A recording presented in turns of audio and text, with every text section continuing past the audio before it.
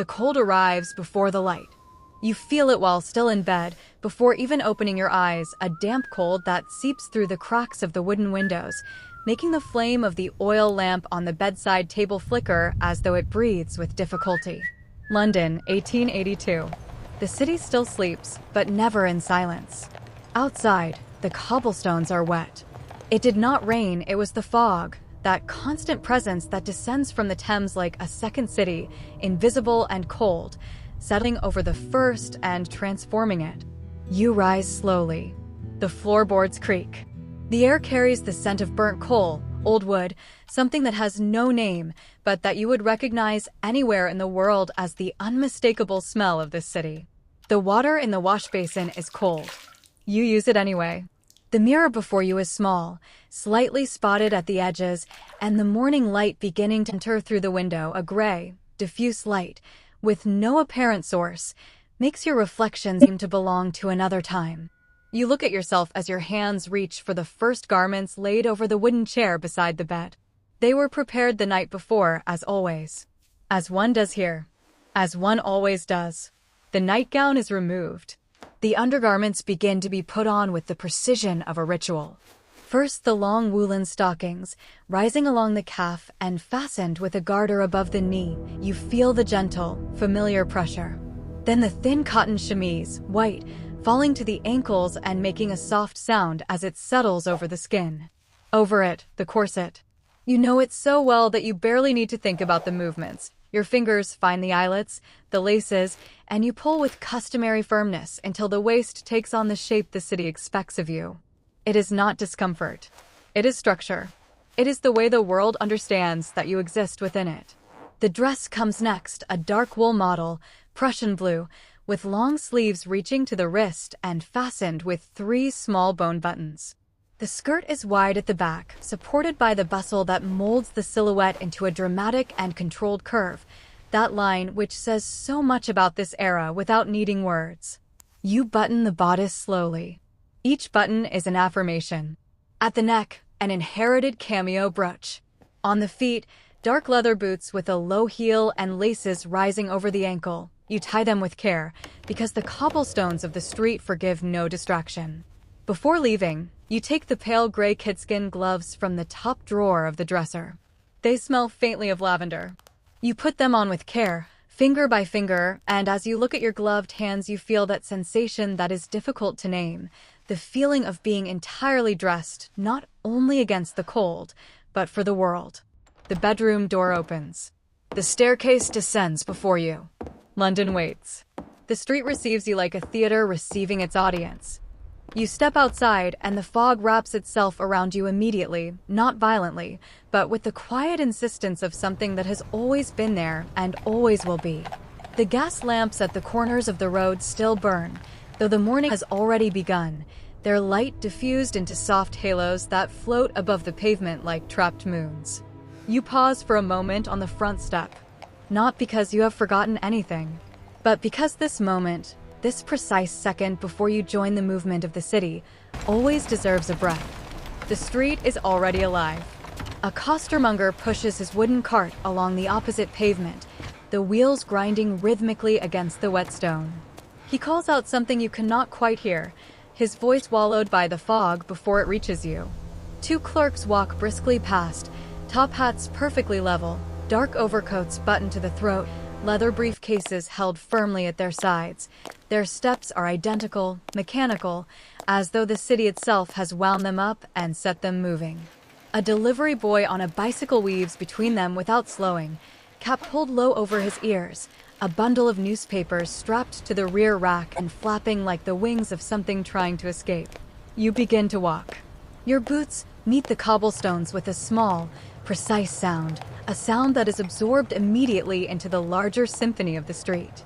You are aware of your own posture without thinking about it, shoulders back, chin level, the slight sway at the back of the skirt following each step like a quiet punctuation mark. The anquinia gives your movement a particular rhythm, a measured cadence that is neither slow nor hurried, but deliberate. Everything here is deliberate. You pass a milliner's shop, not yet open, but the window already dressed, bonnets arranged on faceless stands behind the glass, trimmed with ribbons and artificial flowers and small sprigs of feather dyed in colors that seem almost defiant against the gray morning. Dusty rose, deep violet, a startling emerald. You do not stop, but your eyes linger for a moment longer than they should. The women you pass are each a study in this season's silhouette. A matron in charcoal gray wool, her collar high and stiff, a large jet brooch at her throat, moves with the unhurried authority of someone who has never once questioned her place in the order of things. Beside her, a younger woman, perhaps a companion, perhaps a daughter, wears a lighter shade of lilac, her sleeves puffed gently at the shoulder in the way that is just beginning to be fashionable. Her hat a confection of straw and ribbon tilted at a precise angle that required, considerably more time than it appears. A flower girl stands at the corner, her shawl wrapped tightly across her chest, a basket of violets pressed against her hip. She is perhaps 14. Her boots have seen many winters. She holds out a small bunch toward you as you pass, and you take it, not because you need flowers, but because her eyes are very tired for so early in the morning, and the violets are impossibly purple against all this gray. You tuck them into the front of your coat. The city folds around you as you walk deeper into it. There is a particular hour in a London morning when the fog begins to thin. It does not disappear, it rarely fully disappears, but it shifts, pulls back slightly from the facades of the buildings, and for a few minutes the city reveals itself with an unexpected clarity, like a painting scene suddenly without the glass. You are walking along a wider avenue now, and it is in this brief, lucid interval that London shows you everything at once. The buildings rise on either side with that particular Victorian confidence, dark brick and stone, elaborate cornices and iron railings, shop fronts with their painted signs and bow windows filled with arrangements of goods that are themselves a kind of theater. Bolts of fabric in a draper's shop, stacked in graduated colors from ivory to deepest black, copper gleaming in an ironmonger's window, the careful pyramid of tins in a grocer's display, each label facing perfectly outward. The city is always performing. You have always known this. Today you simply watch it more closely. The men move differently from the women. Their uniform is darker, more rigid, black and charcoal, and the occasional deep navy. Frock coats cut close to the body or the longer, looser overcoat that sweeps nearly to the knee. Their hats are the true language of the street. The top hat speaks of office and obligation, the bowler of trade and aspiration, the flat cap of labor and early mornings. You read them as you walk, the way you might read a sentence. Each had a word in a paragraph about how this city organizes itself. You stop before a large department store. The window display is extraordinary, a full scene, almost theatrical, arranged around a central female figure dressed in the season's most admired walking suit, a deep burgundy wool, the jacket fitted at the waist with frogged closures in black satin. The skirt cut with precise military pleats that fall in a perfect unbroken line to the floor. Around her waist, a belt of black leather with a small ornamental buckle. At her collar, a cascade of ivory lace. On her head, a hat of structured felt with a single long feather curving dramatically to one side. You stand very still looking at her. There is something quietly unsettling about a dressed figure behind glass, the suggestion of presence without movement, the costume without the person inside it. And yet you understand, in a way that is almost physical, what that arrangement of fabric and structure is meant to communicate: composure, respectability, the careful management of how one is seen. You have dressed yourself this morning with the same intention, following the same unspoken grammar of cloth and silhouette, and standing here before the window, you feel both reflected and strangely separate from what you see. A woman stops beside you. She is perhaps 10 years older, in a deep forest green, her muff of dark fur held before her with both hands. She studies the window display with the focused expression of someone conducting an assessment. After a moment, she makes a small sound, not quite approval, not quite its opposite, and moves on. You remain a moment longer. The feather in the hat behind the glass trembles almost imperceptibly, stirred by some current of air from within the shop. As though, for just a second, the figure breathed. You turn and continue walking. The fog has begun, gently, to return. By mid-morning, the city has found its full voice.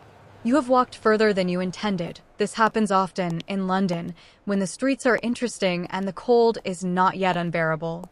You find yourself near a small park, one of those discreet urban gardens tucked between terraces, its iron gate standing open, its gravel paths darkened with moisture. You enter without deliberating. The sound of the street softens immediately, as though the trees, leafless, black-branched against the white sky, absorb something of the noise and return quiet in its place. There is a bench. You sit. From here, the street beyond the railings becomes a slow procession, a thing to be observed rather than participated in, and you watch it with the particular attention of someone who has momentarily stepped outside the painting to look at it whole. A nanny pushes a large perambulator, upright and purposeful, her dark uniform immaculate, a small child's mittened hand visible at the edge of the hood.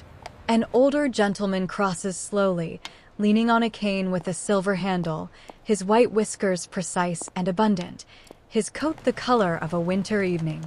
Two young women pass arm in arm, their heads inclined toward each other, speaking with the intimacy of shared secrets, their laughter arriving to you a half second after you see it on their faces. They're all dressed for a world that requires constant dressing. You look down at your own gloved hands resting in your lap, the pale gray kidskin, the small pearl button at the wrist, the violets you have transferred from your coat and now hold loosely in your fingers. The flowers are beginning to feel the cold. Their color remains extraordinary. You think, without particular sadness, of the girl who sold them to you, of her tired eyes and her winter boots, and of the way she offered them with a gesture so habitual it had become almost unconscious, the daily act of extending beauty towards strangers. There is a particular quality to existing inside history that history itself never records. Not the events. Not the politics or the proclamations or the dates that will later be underlined in books. But this, the weight of a wool skirt across your knees, the faint smell of coal smoke carried on a cold breeze, the sound of iron wheels on whetstone, the precise pressure of a laced boot around your ankle. The way a city sounds when it is fully alive and does not yet know it will one day be remembered. The texture of a Tuesday morning in 1882, which felt, to those living it, like nothing more or less than a Tuesday morning. You sit a little longer than is perhaps practical. The fog has settled again over the rooftops, that familiar, patient fog, and the gas lamps at the park's entrance have flickered back to their quiet vigil, though the day is fully here now, such as it is. A pigeon lands near your feet, regards you briefly with its ancient, unconcerned eye, and moves on. Somewhere beyond the trees, a church bell counts the hour with slow, bronze certainty. You rise. You smooth the front of your coat with both hands, a gesture so automatic it requires no thought. You adjust the angle of your hat by the smallest degree. You look once more at the violets in your hand, then tuck them back against your lapel where the cold air will preserve them a little longer. The gate is where you left it. The street is where it has always been. You step back into London, into its fog and its noise and its magnificent, indifferent motion, one more figure in the procession, dressed for the world, moving through a morning that will not be remembered but was, for all of that, entirely and completely real. The city closes around you like a coat.